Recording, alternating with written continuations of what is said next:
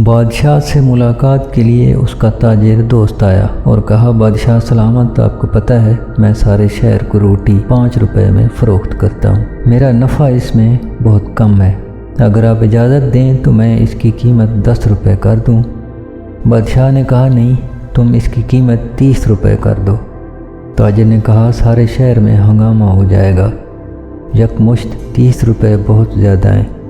بادشاہ نے مسکرا کر کہا، پھر بادشاہ سے دوستی کا بھلا کیا فائدہ، تم کر کے تو دیکھو۔ تاجر نے اگلے دن روٹی 30 روپے کی کر دی۔ حسب توقع ہنگامہ برپا ہو گیا۔ لوگ جلوس لے کر بادشاہ کے پاس فریاد کرنے گئے۔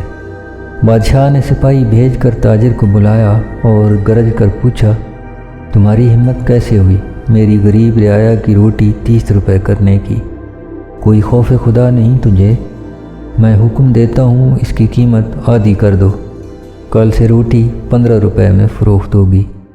تاجر نے کہا، جیسا آپ کا حکم عالی جا، اور رعایا نے بلند آواز میں بادشاہ کے انصاف کے نعرے لگانے شروع کر دیے۔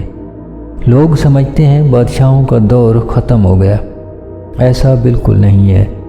ہر وقت کے اپنے بادشاہ ہوتے ہیں، ان کے تاجر دوست ہوتے ہیں، بازار ہوتے ہیں، اور یہی حساب ہوتا ہے۔ کچھ معاشرے اس کھیل کو سمجھ گئے، انہوں نے قانون کو بادشاہوں سے زیادہ طاقتور بنا دیا۔ وہاں عوام کی روٹی جب مہنگی ہوتی ہے تو لوگ بادشاہوں کے محل کی طرف جلوس لے کر نہیں جاتے، بلکہ انصاف کے لیے عدالت پہنچ جاتے ہیں۔ سنا ہے وہاں غریب کو اب تک روزی روٹی مل رہی ہے۔ یہ سن کر بے قانون معاشروں کے غریب چھوٹی چھوٹی کشتیوں میں لد کر وہاں جانے کی کوشش کرتے ہیں۔